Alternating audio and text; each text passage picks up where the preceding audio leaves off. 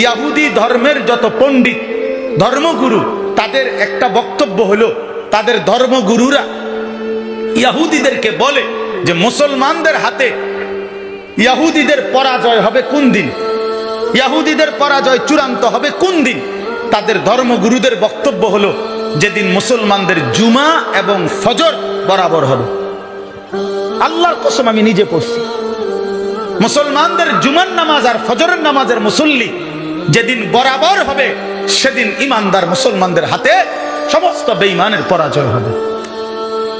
দাজ্জালের বিরুদ্ধে ইমাম মাহদী এবং ঈসা আলাইহিস সালাম চূড়ান্ত লড়াই করবেন কখন, এই ব্যাপারে দুইটা বর্ণনা। একটা হলো ঈসা আলাইহিস সালাম নেমে আসবেন আসরের নামাজের সময়, আরেকটা বর্ণনা হলো ঈসা আলাইহিস সালাম ইমাম মাহদীকে নিয়ে দাজ্জালের বিরুদ্ধে এবং ইহুদিদের শেষ ধ্বংস করার জন্য শেষ চূড়ান্ত বের হবেন ময়দানের দিকে ফজরের নামাজ পড়ে। ওইখানে আছে ইবনে মাজার হাদিস। হ্যাঁ, ফজরের নামাজ পড়ে। এই জন্য ফজরের মুসল্লি যারা মাহদীর সঙ্গী তারা, ফজরের মুসল্লি যারা ঈসা নবীর সঙ্গী হবে তারা, ফজরের মুসল্লি যারা দাজ্জালের বিরুদ্ধে লড়বে তারা, ফজরের মুসল্লি যারা ইসরায়েলের ইহুদিদেরকে হত্যা করবে তারা ইনশাআল্লাহ, ইনশাআল্লাহ তাদের হাতে কালেমার বিজয় হবে, ইসলামের বিজয় হবে ইনশাআল্লাহ, আগামীর পতাকা উঠবে ইনশাআল্লাহ। এই জন্য নওজোয়ান সিদ্ধান্ত নাও, ফজরের নামাজ জামাতে পড়বো ইনশাআল্লাহ, বলো ইনশাআল্লাহ। তিন জিনিস মানুষকে বরবাদ করে। এক নাম্বার হলো গাফলত, এই খামখেয়ালি অবহেলা, করতেছি করব না, করতেছি তো করছি তো, অবহেলা, তুচ্ছতাচ্ছিল্য, অবজ্ঞা, গাফলতি। দুই নাম্বার হলো জাহালত, অজ্ঞতা, না জানা, মূর্খতা, শিখলামে না। ইচ্ছা করলে 3 মাসেই কোরআন শরীফ শুদ্ধ করা যায়, কিন্তু আমি বিষয়টার কোনো গুরুত্বই দিলাম, যার ফলে 60 বছর পর্যন্ত নামাজ পড়ে অশুদ্ধ কোরআন, অশুদ্ধ সূরা কেরাত, দোয়া কালাম অশুদ্ধ, আত্তাহিয়াতু দুরুদ শরীফ, দোয়ায়ে কুনুত সবই অশুদ্ধ, ফলে কিচ্ছু গোড়ার ডিম হয় না। ও একেবারে নুরানির বাচ্চাকেও যদি বলেন, তা আমাদের নুরানিতে বাচ্চাদেরকে পড়ানো হয় অজু ভঙ্গের কারণ, নামাজ ভঙ্গের কারণ 19টি। এর মধ্যে 1 নাম্বার হলো নামাজে অশুদ্ধ কোরআন পড়া, কেরাত পড়া। অশুদ্ধ কেরাত পড়লে নামাজ হয় না।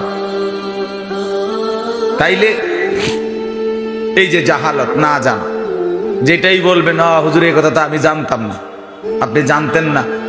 30 বছর ধরে প্রত্যেক জুমায় এক বছরে 52টা জুমা, তাহলে 52টা জুমার মধ্যে ইমাম সাহেব জুমার বয়ান করে, আপনি শুনলেন না কেন? কি গোড়ার ডিম শুনলেন? আপনি জানেন না? যেটা জিজ্ঞাসা করি আপনি এটাই জানেন না, কি ঘাস কাটলেন আজকে এতদিন? দিন শিখলেন না কেন? জানলেন না কেন? এটাকে কোনো বিষয় মনে করলেন না কেন? মসজিদে ঢুকছে 12টা 40-এ 30-এ ইমাম সাহেব বয়ান শুরু করছে, ওনারও জুরানি শুরু হয়েছে। ইমাম সাহেবের ওয়াজ শেষ, ওনারও জুরানি শেষ। এই যে জুরা এরকম এই মাঝ বয়সী বয়স্ক লোকের অভ্যাসের, অথচ সপ্তাহের আর কোনো দিন পৌনে 1টা বাজে কোনো সময় ঘুমায় না। আপনি শনিবার রবিবার 12:30 1টার দিকে আপনি ওনারে বলেন না যে চাচা আজকে এখনই কত জুরান, উনি বলবে অন্য দুপুরের ভাতও খাইলাম না, অন্য ঘুমের টাইম, মিয়া কথাবার্তা কন, আক্কল নাই। কিন্তু শুক্রবার জুমার দিন ওনারে কোন ব্যারামে ধরে, উনি এখানে বসে বসে জুরায়, মানে মূলত খামখেয়ালি, শেখার কোনো মানসিকতাই নাই, জানার কোনো মানসিকতাই নাই, কোনো মানসিক কলিজার ভিতরে প্রয়োজনীয়তাটাই নাই। আমার জন্য আল্লাহর কোরআন, এই কোরআন আমার জন্য। রাসূলুল্লাহ সাল্লাল্লাহু আলাইহি সাল্লামের 23 বছরের জিন্দেগি আমার জন্য, আমার কবর, আমার হাসর, আমার মিজান, আমার ফুলসেরাত, আমার আখিরাত, আমার এই যে আমার এটা, ইন্না সালাতি ওয়া নুসুকি ওয়া মাহইয়ায়া ওয়া মামাতি, আমার নামাজ, আমার ইবাদত, আমার জীবন, আমার মরণ লিল্লাহি রাব্বিল আলামিন, মহান আল্লাহ পাকের জন্য। তাহলে এই যে এটা যদি আমরা দিলের মধ্যে বুঝতাম আরো মনোযোগী হইত, কিন্তু না জানা। সবকিছুর মধ্যেই কোরআন সুন্নাহ এবং ইসলামী হুকুম আহকাম না জানাটাকে কোনো লজ্জাও বোধ করে না। অনেক মুসলমান, অধিকাংশ জেনারেল শিক্ষিত অনেক মানুষ, উচ্চ শিক্ষিত, অনেক সুন্দর ইংরেজি বাংলা জানে, কথাবার্তা খুব চমৎকার, পৃথিবীর সর্বশেষ খবরটাও জানে, কিন্তু কোরআন শরীফের একটা সূরা কেরাত পড়তে বলবে, হুজুর বুঝেন তো আমরা তো জেনারেল শিক্ষিত মানুষ, তো এগুলো কি আর আমরা পারি? বাহ বাহ বাহ, মানে শুদ্ধ মারে কথা, বাংলা কয় শুদ্ধ, আরবি কয় অশুদ্ধ, ইংরেজি কয় শুদ্ধ, কোরআন শরীফ পড়ে অশুদ্ধ। তার মানে এটা কোনো বিষয় না। তাহলে ইংরেজিটা তো আপনি এত সুন্দর করে বলেন কেন? বাংলা কথাটা এত শুদ্ধ করে বলেন কেন?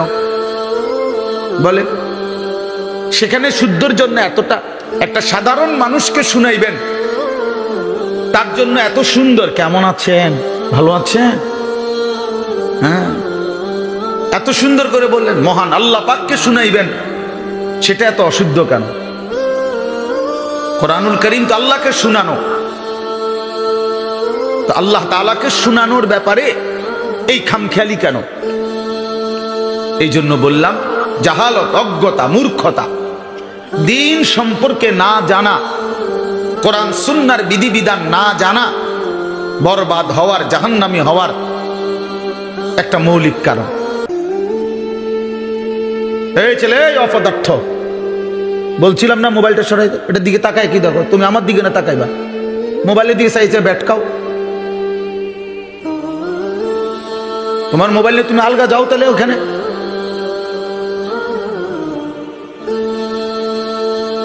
খামখেয়ালি অনেক ছেলে পেলের, মানে কোনো শব্দ, কোনো কথাই, কোনো ভদ্রতাই তার গায়ে বাজে না।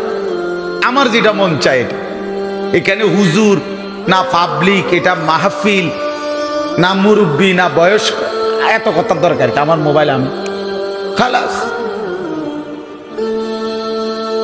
এটাই সিস্টেম। নওজোয়ান আজকে এটাই বুঝে, আমি এবং আমার মোবাইল, আমারে বানানো হয়েছে মোবাইল টিপার জন্য, মোবাইলের বানানো হয়েছে আমার জন্য, খালাস। পৃথিবীতে, এই পৃথিবীর এই সব কিছু সৃষ্টির উদ্দেশ্য মোবাইল। এখানে হাসে, এটা দেখে কান্দে, এটার উপরে আবেগ, চিন্তা, চেতনা, বুদ্ধি, বিবেচনা, সমস্ত কিছু এই মোবাইলটার উপর, সব কিছু। এই যে নিজে নিজে হাসে, মোবাইলের দিকে চাই আসে, কি আশ্চর্য।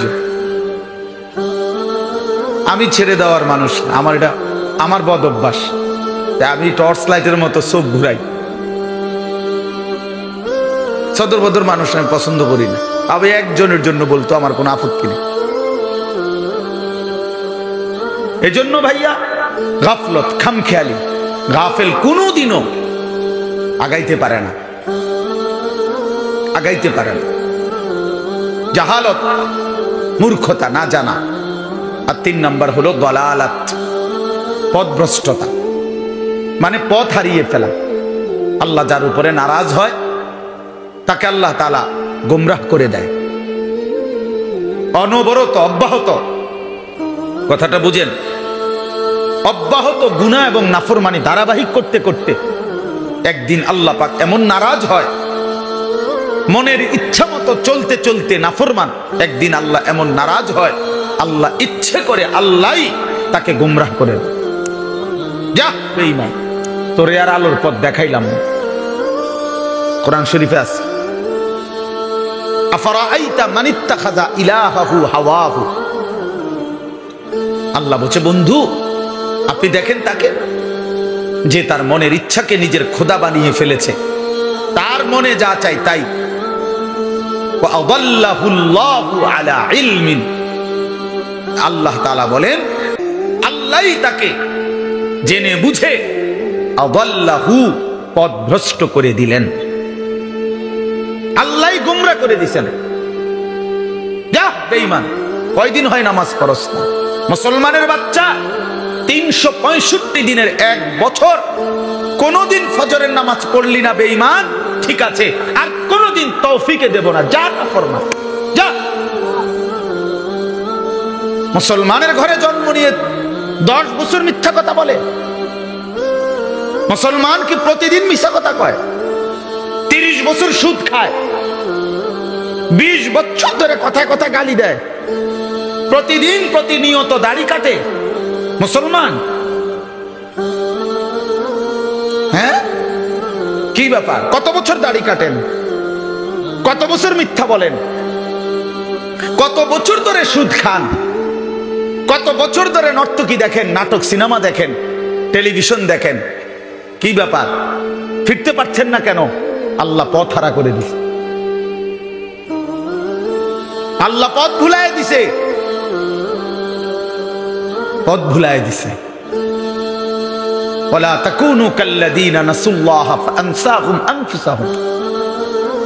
আল্লাহ বলছে, বান্দা আমারে ভুলে যেও না, বেশি ভুলে গেলে একদিন আমি তোমারে তোমার আত্মপরিচয় ভুলায় দেব। একদিন তোমার কবর, তোমার আখিরাত আমি আল্লাহ নিজে ভুলিয়ে দেব। আমরা অনেক সময় রাগ করলে বলি, বেটা এমন ফিডাফিট বাফের নাম ভুলাই দেবো, বেটা 14 গোষ্ঠীর নাম ভুলাই দেবো, বলে না মানুষ? এমন ফিডা দিমু বেটা, ফাজলামি করস। এ ঠিক আল্লাহ বলছে, বান্দা কার লগে ফাজলামি করস, কারে সেজদা দাও না, ঠিক আছে মনে রাখিস, আর কোনদিন তৌফিক দেব না, আর কোনদিন সুযোগ দেব না। ফাআনসাহুম আনফুসাহুম, পরিচয় ভুলায় দেব, পরিচয় ভুলায় দেব। আর কোনদিন মনে পড়বে না তুমি মুসলমান, আর কোনদিন মনে পড়বে না তোমার কবর আছে, আখিরাত আছে। আরে বাপ, এর চাইতে বড় লানত, অভিশাপ আর কিছু না, যে আল্লাহ পথ ভ্রষ্ট করে দিছে। আদাল্লাহুল্লাহ, আল্লাহ বলেন আমি পথ হারা করে দিলাম। কোরআন শরীফে আছে, আল্লাহ বলেন ওয়ামান ইউদ্লিলিল্লাহ ফামা লাহু মিন হাদ। আল্লাহ যাকে পথভ্রষ্ট করে দিলেন তার জন্য আর কোথাও কোনো পথ প্রদর্শক নাই, নাই। আল্লাহ যদি কাউকে পথভ্রষ্ট করে দেয় তো তারে হেদায়েত দিবে কে? আব্দুল কাদের জিলানী, জুনায়েদ বাগদাদি, জুনায়েদ বাগদাদির আব্বা। তাইলে আল্লাহ বলেন আমি পথ দলালাত, পথ হারা করে দিলাম। ফামান লাম ইয়াজআলিল্লাহু লাহু নূরান ফামা লাহু মিন নূর। আল্লাহ বলেন আমার আলো যে পেল না তার জন্য আর ফামা লাহু মিন নূর, পৃথিবীর আর কোথাও তার জন্য কোনো আলো নাই। আমার আলো থেকে যে বঞ্চিত। প্রিয় বন্ধু, প্রিয় বাপ, প্রিয় নওজোয়ান, বুঝতে শিখো, ভাবতে শিখো বন্ধু। এমন নাফরমান হইও না যে নাফরমানির কারণে খোদা তোমার থেকে মুখ ফিরায় নিছে। আহা, এর চাইতে বড় লানত আর কিছু হতো। মনে করেন এই ভাই তো আমার, সে মনে করেন সে আমার ছোট ভাই, তো সে ভুল করতেছে, ভুল রাস্তায় পথ দিছে, দুষ্টামি বান্দরামির, আমি তারে টাই নাই না, আচ্ছা তোরে থাপড়াইলাম, পিটলাম, কন্যাইলাম, মারলাম, তবে বলে দিলাম আর কোনোদিন যদি দেখি বেটা এদিকে ঠাক মারালাম বেটা। সে অনেকক্ষণ কাঁদছে, ব্যথা পাইছে, কিন্তু ফিরে তো চলে আসছে। কথা বুঝেন নাই? সাময়িক এই ব্যথার কষ্ট তার একটু পরে চলে যাবে, কিন্তু সে তো নাফরমানির রাস্তা থেকে কি চলে আসলো। কিন্তু আমি যদি তার প্রতি এমন রাগ করলাম যে আমি বললাম যা ইচ্ছা দিয়ে ফিট তোর কপাল, তুই আগুনে পরস নাহলে পানিতে পরস, তুই ধ্বংস হ নাহলে বরবাদ হ, তোর যেটা মনে কর তুই এটা কর, যা, তোরে আমি বলবো না, ডাকবো না, ছুঁইবো না। তো বাহ্যিক যদিও মনে হয় যে আমি তার থাপ্পড়ও দেই নাই, কোনো আঘাতও করি না, তে কাম দেও নাই, কিন্তু সে যে অন্ধকারের রাস্তায় ছুটলো, কেউ যে তাকে ফেরাচ্ছে না, তার অবস্থা কি? তার পরিণতিটা কোথায় বলেন? এর চাইতে কি তারে দইরা আইনা দুইটা কনি দমন ভালো আছিল না? এই জন্য বাপ, ওই আমরা যে ওয়াজ করি, যত বড় বক্তাই কন আর ছোট বক্তাই কন, আমরা আগে কথা ভাঙ্গা লই। এই যে খুতবা পড়ি না আমরা হুজুররা, কথা আগে আমরা বুঝ কইরা লই। আমরা তো বোঝেন না অনেকে, আমরা আগেই বলি নেই ভাই ওয়াজ করতে পারবো, দাওয়াত দিছেন, আইলাম। কিন্তু এটা মনে রাখেন, মাইয়াহদিহিল্লাহু ফালা মুদিল্লা। তার আগে আমরা কি করে রাখছি, কথা বাইল করে রাখছি, ওয়া ইউদ্লিলহু ফালা হাদিয়া লা। যারে দিয়েই ওয়াজ করান ভাই, আল্লাহ যদি হেদায়েত দেয় কেউ পথ ভ্রষ্ট করতে পারবে না। আল্লাহ যদি হেদায়েত না দেয় কেউ পথ দেখাইতে। প্রধান বক্তা আর বিশেষ বক্তা, চান্দের দেশের বক্তা আর মঙ্গল গ্রহের বক্তা, কাম হইত। ফয়সালা কোথায়? এই জন্য আমরা আগে পেঁচ ভাঙ্গা লই।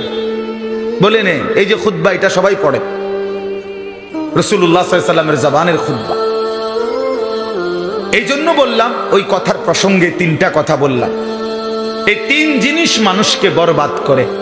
এক, গাফলত, অবহেলা। সুযোগ আছে, সময় আছে, শরীর আছে, স্বাস্থ্য আছে, যৌবন আছে, সক্ষমতা আছে, কিন্তু কদর করে না। 1টা বাজে জোহরের আজান, 4:15 বাজে আসরের আজান, 3.25 ঘন্টা, 12 রাকাত নামাজ পড়তে 3.25 ঘন্টা লাগে। কেন পড়লেন?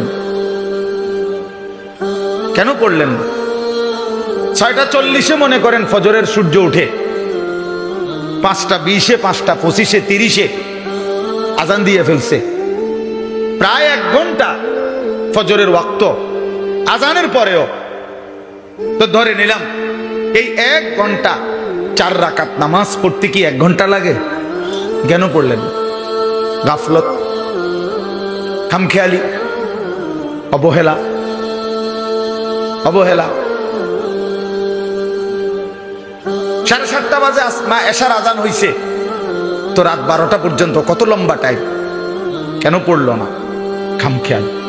এই জন্য বাপ, গাফলত অনেক বড় অপরাধ, গাফলত অনেক বড় বরবাদি, গাফলত, গাফেল অনেক বড় বদনসিব। যে শরীর, স্বাস্থ্য, যোগ্যতা, সামর্থ্য, সময় সব কিছু থাকার পরেও বঞ্চিত হলো শুধু গাফলতের কারণে। কিসের কারণে বাপ বলে? গাফলতের কারণে। ভাই তোমরা কষ্ট দিও না। ফারুক বলো, একবার বসতে কও। বল আতিক, বসো। তো এই জন্য বললাম, কষ্ট, গাফলত থেকে বেঁচে থাকা। কোরআনুল কারীমের মধ্যে আছে, মহান আল্লাহ পাক রব্বুল আলামিন প্রিয় নবী সাল্লাল্লাহু আলাইহি ওয়াসাল্লামকেই বলেছেন, ওয়ালা তাকুম মিনাল গাফিলিন। এই যে নবীজিকে বলছেন, আমাদের নবী সাল্লাল্লাহু আলাইহি ওয়াসাল্লাম গাফেল ছিলেন কতক্ষণ? কথা বলে না, বলেন না বাপ, বুঝতেছেন কিনা? নবীজি গাফেল ছিলেন কখন? আম্মা জান আয়েশা রাদিয়াল্লাহু তাআলা আনহা বলেন, নবীজির স্ত্রী উম্মুল মুমিনিন বলতেছেন, কানা রাসূলুল্লাহ সাল্লাল্লাহু আলাইহি ওয়াসাল্লাম ইয়াযকুরুল্লাহ ফি কুল্লি আহইয়ানি। নবী সাল্লাল্লাহু আলাইহি ওয়াসাল্লাম সর্বদাই আল্লাহ পাকের জিকির করতেন।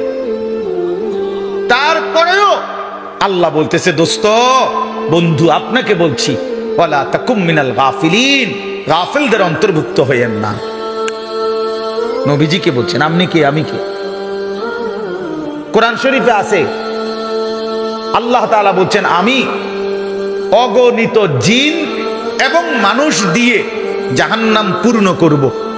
ওয়ালাকাদ যারানা লি জাহান্নামা কাসীরাম মিনাল জিন্নি ওয়াল ইনস। অসংখ্য অগণিত জিন এবং মানুষ দিয়ে আমি আল্লাহ জাহান্নাম পূর্ণ করব। খোদার কসম, আল্লাহ এই আয়াতের লাস্ট শব্দটা বলছে। আল্লাহ বলতেছে, শোনো বান্দা, যত লোককে আমি জাহান্নামে দেব, কেন দিলাম জাহান্নাম? এই সবগুলো জাহান্নামীর সম্মিলিত, একত্রিত একটি পরিচয় হলো উলাইকা হুমুল গাফিলুন। এই আয়াতের শেষ কথা এটা। এরা সবগুলো নাফরমান জাহান্নামী, মূলত গাফেল। মূলত কি ছিল? গাফেল। কিরে নামাজ যাইতে না, হজামু জান না, আইতে আছে বিশেষ। আরে কিরে উঠো না, ফজরের নামাজ। উঠতেছি, এরকম শুরু করলেন কেন? যাইবেন না আপনি নামাজ? এই মানে এই খামখেয়ালি, খামখেয়ালি, এই হাসতে হাসতে, মজা করতে করতে, তুচ্ছ তাচ্ছিল্য করতে করতে জিন্দিগি শেষ, জিন্দিগি শেষ। আল্লাহকুমুত তাকাসুর হাত্তা যুরতুমুল মাকাবির। আল্লাহ তাআলা বলে, বান্দা দুনিয়া বাড়ানোর নেশা শাগালাকুম, তোমাদেরকে ব্যস্ত করে দিল, ও আনসাকুমাল আখিরাহ, আখিরাত ভুলায়া দিল।